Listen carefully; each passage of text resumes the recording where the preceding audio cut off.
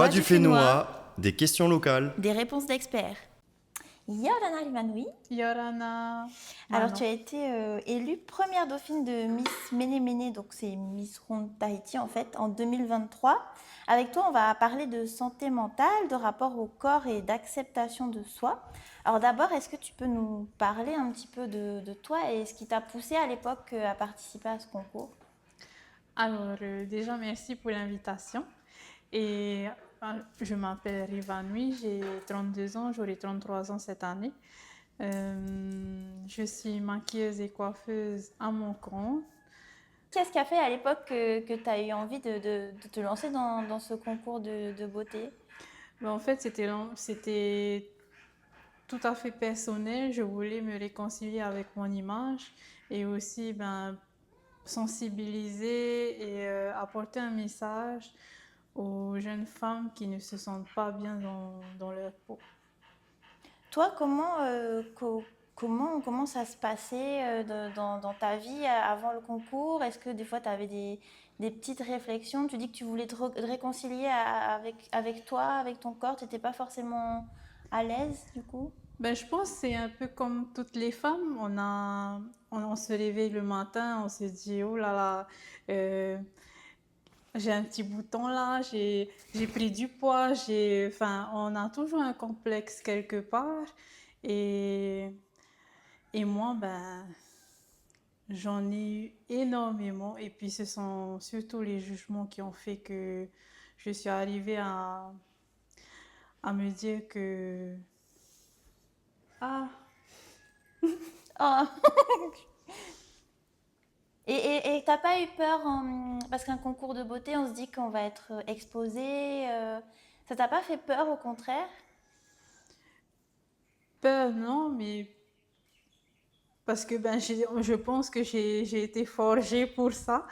Euh, j'ai déjà eu des jugements et tout et des critiques bien avant le concours. Et justement, le concours a fait en sorte de, de forger en fait on va dire une armure en plus pour s'accepter comme on est. Qu'est-ce que tu as ressenti? Qu'est-ce que ça t'a fait quand tu es arrivée sur le podium, première dauphine, et qu'en plus, ensuite, après, on t'a dit que tu pourrais représenter le Fénois au concours national? Quand alors, je m'attendais pas vraiment à être sur le podium parce que pour moi, ce qui comptait le plus, c'est de me réconcilier avec moi-même, d'être sur un podium. C'était pas dans mes objectifs, mais c'était plus pour passer un message. Mais le fait d'être sur le podium, j'étais quand même contente, hein, même si je suis pas arrivée à la première marche. Je suis un peu perdue.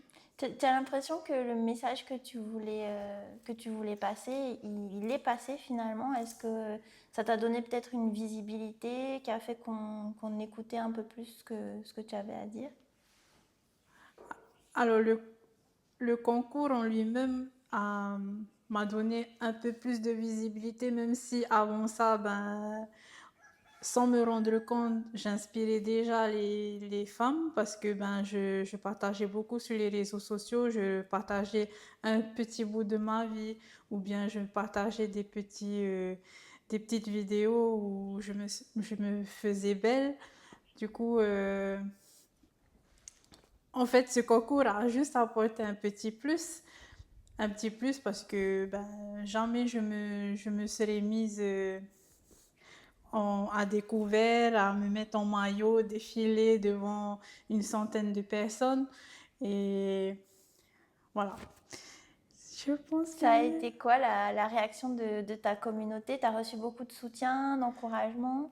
oui, j'ai eu beaucoup d'encouragement et d'ailleurs, quand j'ai atteint la deuxième marche du podium, certains étaient déçus.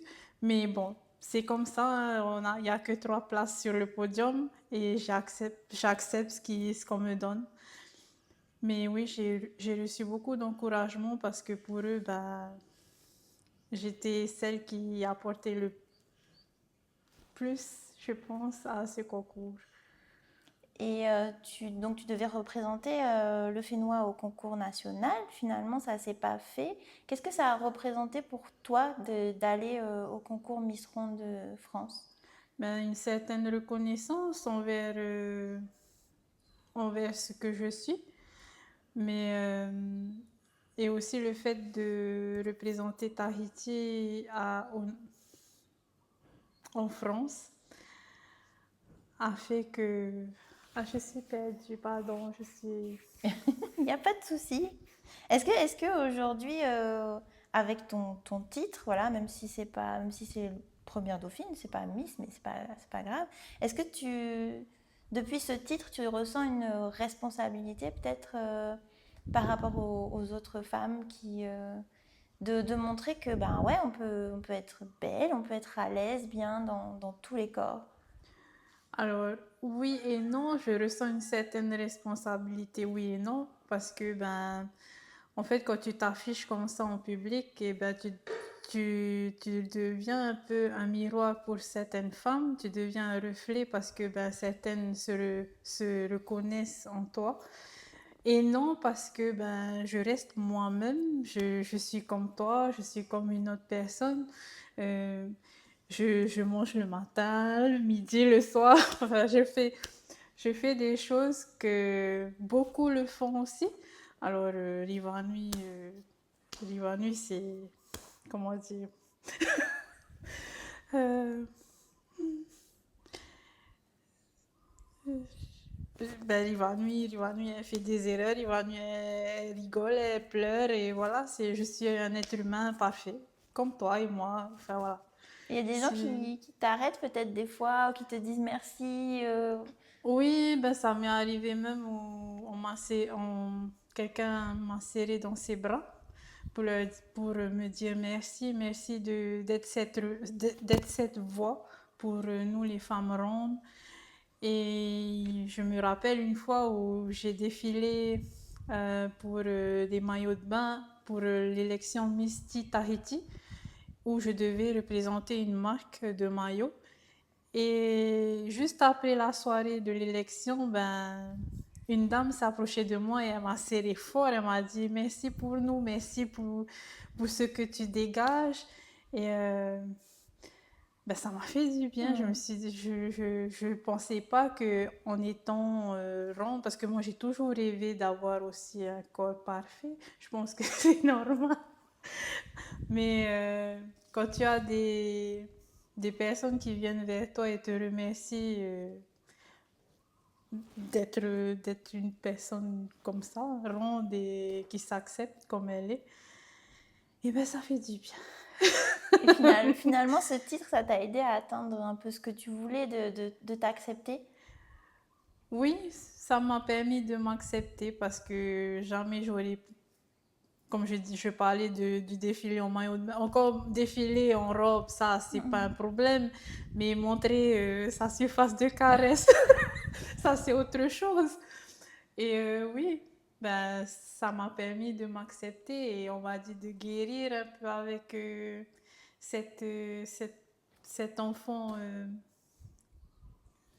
cet enfant qui était, on va dire, jugé à cause de sa corpulence. Qu'est-ce que tu disais, j'aurais aimé avoir un corps parfait. C'est quoi un corps parfait dans Ben toi? toi? Alors là, on ne me voit pas, mais je pense que Oui, personne n'est parfait. oui, Mais justement.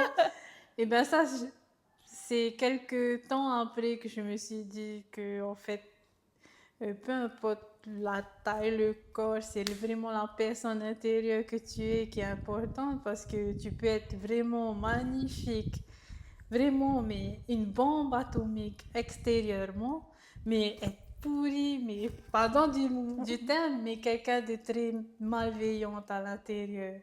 Et ça, pour moi, ben, pour vous dire que les personnes qui m'ont critiqué le plus, ce sont vraiment celles qui, d'apparence, sont belles, mais déjà, enfin voilà, qui sont belles d'apparence, mais à l'intérieur sont complètement mauvaises. est-ce qu'il y a eu un moment dans ta vie, souvent, enfin, sûrement pour les hommes aussi, mais pour les femmes, c'est l'adolescence qui est un peu un moment où on commence à s'intéresser à notre corps, voilà. Oui. Est-ce que ton rapport au corps, il a changé avant le concours? Comment c'était? Comment ça a évolué? Est-ce qu'il y a eu un moment où voilà, tu as commencé à moins peut-être t'accepter? Hmm, Alors, en fait, avant, après le concours, je suis un peu comme ça. Il y a des moments où je suis carrément au top de ma forme, où je me sens belle, où il y a des jours où je me sens complètement desséchée comme une plante, fanée. Mais voilà, je pense que c'est humain, hein. Je ne sais pas comment il faut expliquer, mais concours ou pas, ben, il y a des moments où on a des downs où on n'a pas envie de sortir du lit, on n'a pas envie que les gens nous voient parce que ben, on n'est pas forcément physiquement potable. Mais c'est vrai que si on parle du concours, ça m'a révélé. Oui, c'est vrai. Et au niveau des mentalités, donc tu dis que tu as eu pas mal de critiques. Est-ce que au fil des années, tu as l'impression que les mentalités ont un peu évolué, le regard sur la femme? Est-ce que tu penses que le fait qu'on ait des concours comme ça, Miss Ronde, Miss Méné Méné, ça permet de faire évoluer un peu les choses? Oui, ça peut emmener à des discussions bienveillantes parce que ben, en Polynésie, on va dire que tu regardes à gauche, tu regardes à droite, tu regardes devant toi, il y a une ronde, il y a une femme ronde partout, alors ou un homme. Mais ce que je veux dire, c'est que en fait, on est dans une société ici à Tahiti, comment dire, on accepte plus la ronde. On, euh, oui, on accepte plus, même si on la critique, même si on la juge, mais on l'accepte. Alors dernièrement, je suis partie dans un magasin de sport. J'ai jamais vu un mannequin statue là, hein, les poupées, hein. J'ai jamais vu un seul mannequin rond sur Tahiti et c'était la première fois que j'allais dans ce magasin de sport qui avait une silhouette de ronde mais habillé en tenue de sport. Et moi, je me dis que ça, c'est déjà un premier pas en avant vers l'acceptation. Parce que tu sois rond ou mince, ben on a tout le droit euh, à, comment dire, on a tout le droit de faire partie de cette société. Parce qu'on a tendance à avoir des mannequins avec des silhouettes minces quand tu vas dans des boutiques de vêtements. Mais là, quand j'ai été dans cette boutique de sport, j'ai vu cette silhouette ronde. Je, j'espère que je me suis fait comprendre. Oui, oui, oui, ouais, Ok, des voilà. mannequins qui finalement, c'est vrai qu'on a l'habitude de voir toujours des mannequins très fins et Oui, c'est un peu, c'est inhabituel, entre guillemets, de voir des mannequins qui ont des formes, voilà. C'est la ouais. première fois du coup que tu voyais un mannequin comme ça Oui, en c'était la vitrine. première fois que je voyais ça en vitrine. Donc pour toi, finalement, Et c'est un ça a évolué magasin de quoi. sport. Oui, ouais. Et donc, du coup, toi, tu nous l'as dit au début, tu travailles dans le milieu de l'esthétique, tu es coiffeuse et maquilleuse. Comment tu accueilles des clientes qui se sentent pas très bien dans leur peau? Qu'est-ce que tu leur dis pour qu'elles se sentent mieux?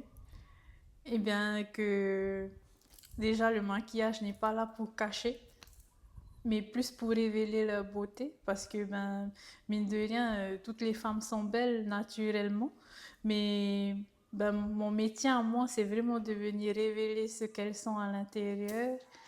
Et ça me permet, en fait, mine de rien, elle me redonne confiance en moi et en mon métier. Et c'est ça qui est beau, en fait. Et le fait qu'elle se voient dans un miroir et elles font waouh, il y a un changement, ou même si c'est un maquillage soft et qu'elle se sentent valorisées, ça pour moi, c'est déjà une mission accomplie, en fait. Et c'est ce que je veux. Je veux que ma cliente ressente qu'elle se sente belle, qu'elle se sente, qu'elle s'aime, qu'elle se respecte en tant que femme. Voilà. Et justement, comment tu es arrivée dans ce métier-là? Est-ce qu'au début, c'était pour toi, finalement, pour te sentir bien, que tu t'es lancée dans le maquillage, dans la coiffure? Oui, c'est certainement mon moi intérieur qui a voulu avoir plus confiance en moi en redonnant confiance aux autres. Et aussi, ben, j'avais une amie, en fait, c'est tout est venu de là. C'était une amie qui ne remarquait pas sa beauté. On l'a souvent encouragée à Miss Tahiti, mais elle n'a jamais fait. Et cette jeune femme était une beauté, mais alors, un peu comme Hina Opoko, hein. Mais elle avait ce visage d'ange, en fait, et elle remarquait pas, elle était toujours en train de se dévaloriser et tout. Et en fait, c'est elle qui m'a donné envie de maquiller, de rendre beau et belle les personnes, quoi. Est-ce que tu aurais une astuce, quelque chose que toi tu fais pour te sentir bien, voilà, pour te sentir belle, pour te sentir à l'aise avec ton corps? Alors, s'en foutre de la vie des gens, je pense. Parce que il y a des jours où on n'est pas... Enfin, là, je suis maquillée, mais il y a des jours où je passe pas... Je passe comment on dit? Inaperçue, c'est ça? Ouais. Oui. Je suis pas maquillée, je suis en collant, je suis en savate. Enfin, voilà. En fait, on s'en fout des gens, on s'en fout de leur bouche, de ce qu'ils pensent, parce que, ben, c'est pas eux qui vont... Comment dire? Notre valeur ne dépend pas de ce que pensent les gens. Et On- comment t'en es arrivé à penser ça? Parce que Oui, c'est vrai, c'est pas qu'on de... le sait, mais c'est dur d'arriver à cette mentalité-là. Comment t'en es arrivé là? C'est vrai que avant je ne parlais pas comme ça. J'étais tout le temps en train de me dire qu'est-ce que cette personne elle pense de moi. Oh là là. Euh, bon, je pense que c'est avec le temps on apprend à forger un caractère. On a tellement été critiqué et tout que ben on devient plus coriace. Je pense, hein. Il y en a où elles sont toujours blessées jusqu'à aujourd'hui. À propos, donc, tout à l'heure, tu nous disais que tu as quand même une petite communauté sur les réseaux sociaux. Donc, s'en foutre de la vie des autres, ok. Et puis, tu disais aussi que en Polynésie, c'est vrai on a peut-être plus tendance à accepter tous les corps.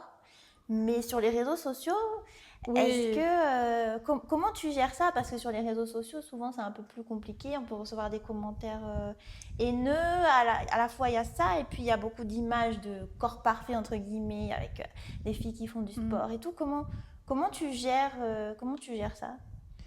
Ben, on va dire que j'ai appris à faire le tri.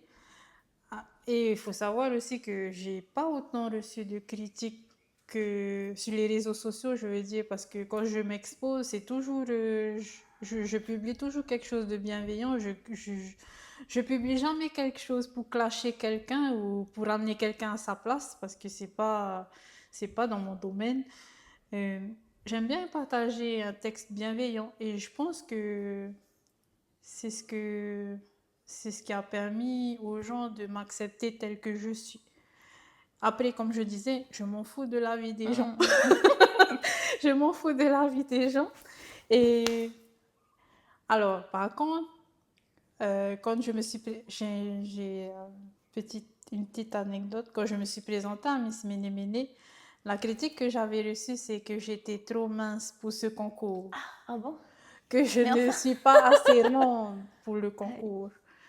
Alors, j'étais perdue, mais là encore, il fallait que je m'en fiche. Je m'en foutais de la vie Mm. des gens parce que moi, je connais mon corps, j'ai des bourrelets, je suis ronde.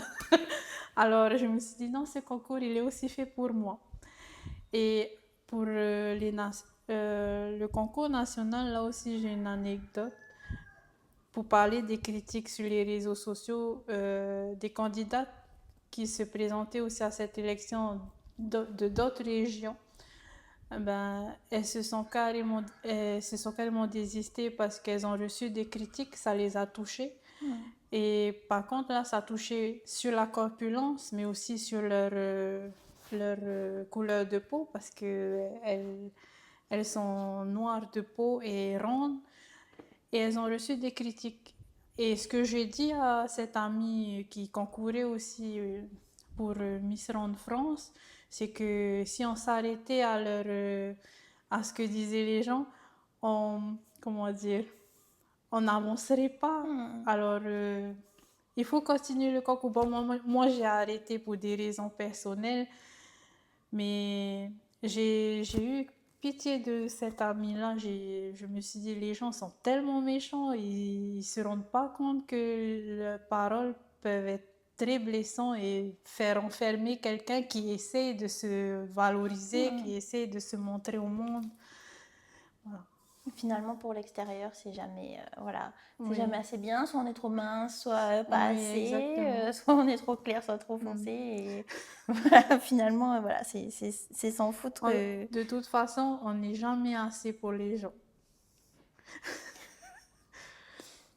Et est-ce que aujourd'hui, donc s'en foutre des gens, est-ce que tu as une autre astuce, quelque chose qui t'aide à, on va dire, à rester de bonne humeur, à garder une bonne santé mentale, voilà.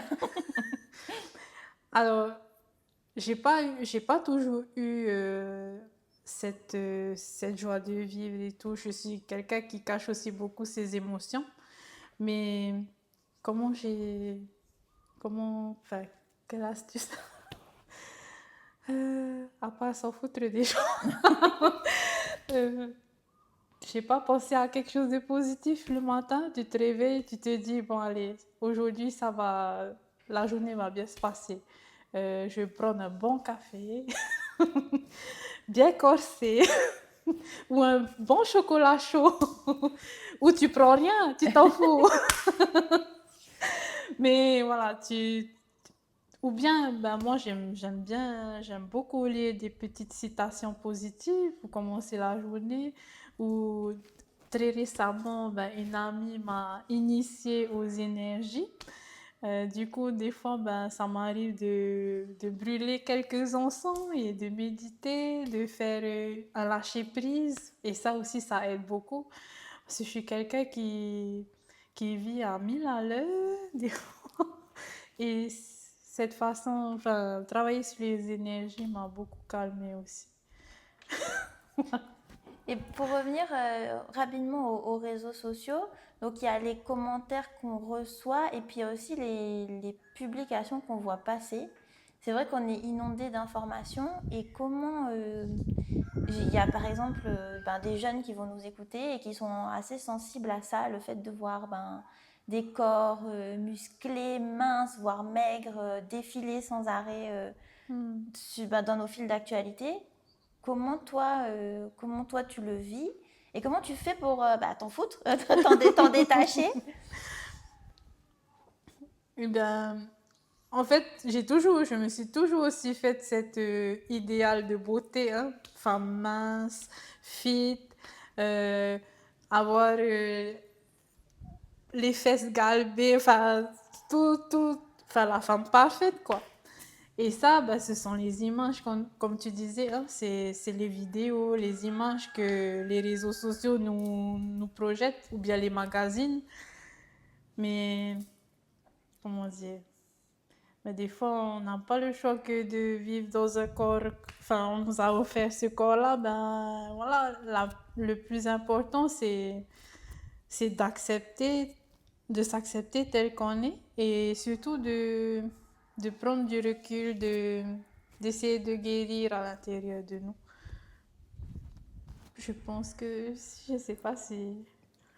Est-ce qu'il y a un message en particulier que tu aimerais faire passer aux gens qui se battent peut-être avec leur corps, avec leur image, que ce soit des gens un peu ronds ou maigres ou peu importe le corps, voilà. Qu'est-ce que tu as envie de leur dire?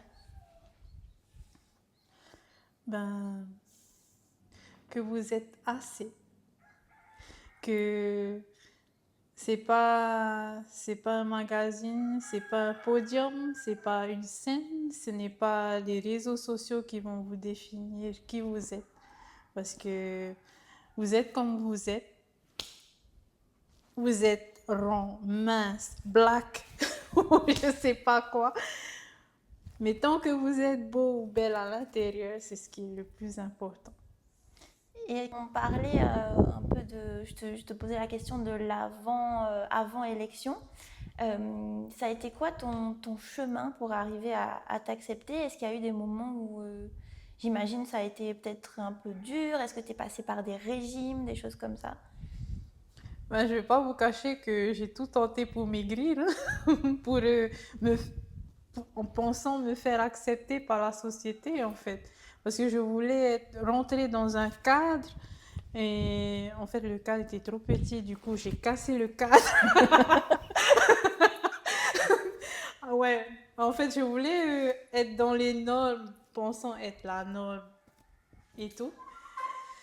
Du coup, j'ai fait des régimes, je me suis un peu fait du mal à moi-même. Euh, j'ai- avec les émotions qui faisaient le yo-yo, j'ai aussi beaucoup, beaucoup mangé. Pour vous dire à peu près, j'ai atteint presque les 150 kilos.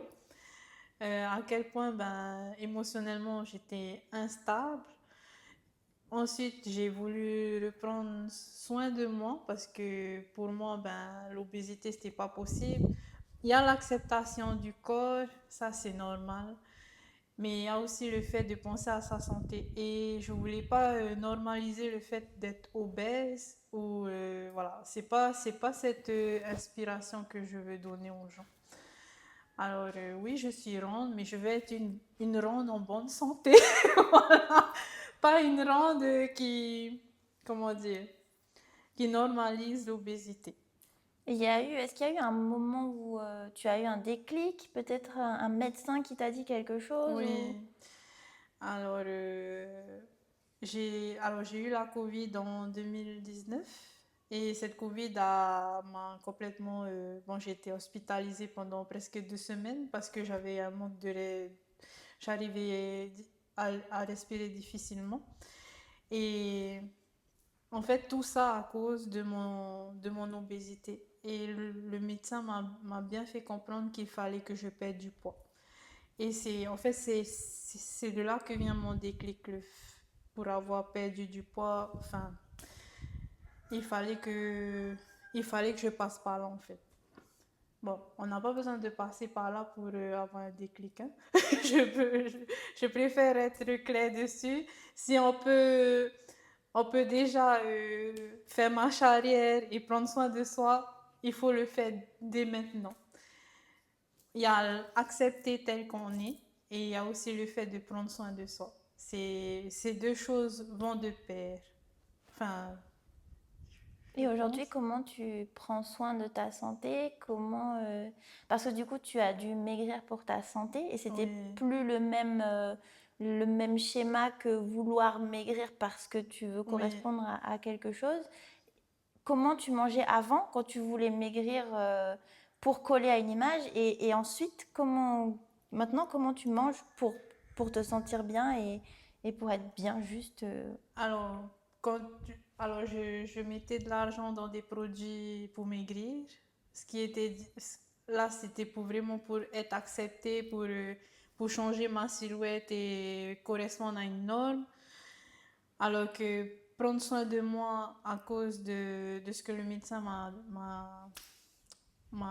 demandé de faire, et ben là c'était différent. C'est là où j'ai, comment dire, c'était plus la silhouette, c'était plus le fait de correspondre à une norme, mais c'était de prendre soin de mon corps, de ma santé.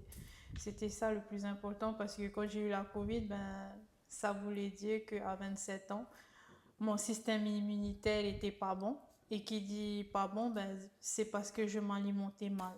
Je mangeais mal. Voilà. Et le fait d'écouter ce que le médecin me disait, c'était pour moi, on va dire, sauver ma vie, sauver ma peau. Pas sauver ma graisse, mais ma peau. Voilà. Et voilà. Mais comme je disais, c'était le yo-yo émotionnel et la balance a fait pareil. C'était le yo-yo, la corpulence, ça fait pareil. Il y avait des moments où on parle de santé mentale aussi, je pense. Et pour arriver à prendre soin de soi, ne plus faire attention au regard des gens, à prendre soin de soi, à s'accepter tel qu'on est, eh ben, il faut aussi guérir et se réconcilier avec notre moi intérieur parce que ben, quand on a été blessé depuis l'enfance jusqu'à l'adolescence et même à l'âge adulte, ben, des fois on a du mal à se relever. Et, euh, et il faut aussi s'entourer de bonnes personnes, c'est important. Et justement, j'allais te dire, tu as eu de l'aide. Donc, j'imagine que ta famille, tes proches ont dû aider.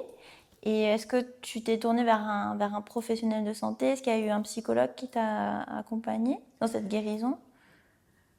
Oui, et sans vous cacher, je pense que là, faut que je parle à cœur ouvert parce que, alors, il y a eu une période dans ma vie où j'étais complètement, comment dire, je ne voyais plus d'avenir pour moi. Pour moi, c'était, je vais mettre fin à mes jours, c'est fini, j'ai plus aucun espoir sur cette terre. Voilà, j'en rigole aujourd'hui, mais à cette période-là, j'étais complètement pas bien dans ma peau, pas bien dans ma tête. Et il a fallu être hospitalisé en psychiatrie. Et des fois, on se dit, c'est souvent ceux qu'on pense ne pas. C'est souvent les personnes qu'on pense être des personnes folles qui sont en psychiatrie, alors que les personnes qui sont en train de les mitrailler, ils sont toujours en liberté, genre, tu vois. Alors, oui, ça m'a fait du bien. J'ai dû être en psychiatrie, je ne le cache pas. Et pendant 2 semaines, et ça m'a beaucoup aidé. J'ai découvert une autre personnalité de moi aussi, et j'ai découvert que je peux être vraiment une personne bienveillante. Enfin, je l'étais déjà, mais en fait, même les personnes en psychiatrie se sont attachées à moi quand je suis sortie. Je ne m'attendais pas à un tel attachement. Alors, oui, ça m'a guéri en fait, d'être aussi avec ces personnes, de me dire que en fait, on n'est pas si malade que ça. On a juste besoin de se comprendre, d'être bienveillant enfin, les uns envers les autres. En fait, on arrive à se guérir ensemble. Et c'est ce que j'ai aimé en psychiatrie. Je ne sais pas comment il faut expliquer, mais voilà. Et est-ce qu'aujourd'hui, tu continues des fois à consulter un psychologue? Il y a des gens qui se sentent des fois pas très bien et qui hésitent à aller voir un professionnel de santé. Alors, au jour d'aujourd'hui, je ne vois plus de psychologue ni de psychiatre. Je n'estime pas que je suis au top de ma forme, mais je pense que j'ai toutes les armes en main pour venir en aide aux autres. Parce que, ben, en ce moment, par exemple, j'aide beaucoup une famille qui traverse une période difficile. Et le fait d'avoir traversé tout ça moi-même, ben, me permet.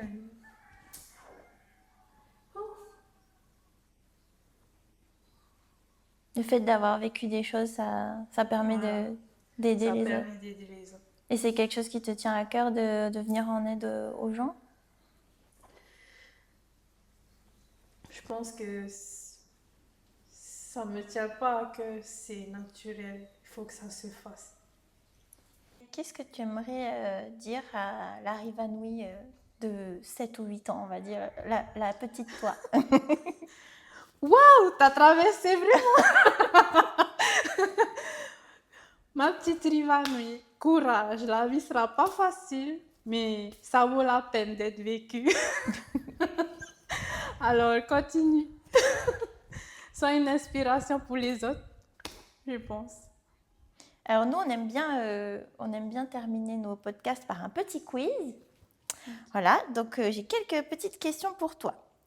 Alors, le matin, devant le miroir, est-ce que tu te dis plutôt Hello Queen On se connaît, toi et moi? Ou alors est-ce que ça dépend si tu as pris ton café ou pas? C'est le troisième. Quand une cliente te dit je me trouve horrible aujourd'hui, tu penses d'abord c'est faux, ou alors elle ne voit pas ce que moi je vois, ou on va régler ça ensemble. Elle ne voit pas ce que moi je vois. Le compliment que tu as le plus de mal à accepter, est-ce que c'est tu es belle, est-ce que c'est tu es inspirante, ou alors est-ce que c'est tu as l'air très confiante? Tu as l'air très confiant. Tu te sens pas du tout confiante? Sur les réseaux sociaux, le bouton que tu utiliserais le plus volontiers, ce serait bloquer, prendre du recul ou alors poster quand même. Si seulement ces 3 boutons existaient, il n'y a qu'un qui existe, c'est bloquer. Prendre du recul. Si ton corps pouvait te parler, il te dirait sûrement « Merci d'apprendre à m'aimer » ou alors « On fait de notre mieux, ok ?» ou bien « Arrête d'être aussi dur avec moi ». Arrête d'être aussi dur avec moi. La chose la plus libératrice que tu as apprise avec le temps, est-ce que c'est « Je n'ai rien à prouver » mon corps n'est pas un problème, ou alors je mérite le respect, point. Je mérite le respect, point. Et la toute dernière, le conseil que tu aimerais voir affiché partout, est-ce que c'est ton corps n'est pas une tendance, ou alors tu as le droit d'exister tel que tu es, ou enfin, sois plus doux ou plus douce avec toi. Tu as le droit d'exister tel que tu es. Ben, merci beaucoup, Rivanoui. Avec plaisir, Manon. Et puis, pour nos internautes, pour ceux qui veulent nous retrouver, nous sommes sur YouTube en version longue et puis également sur Facebook, Instagram et TikTok. Merci. Avec plaisir. Merci à vous.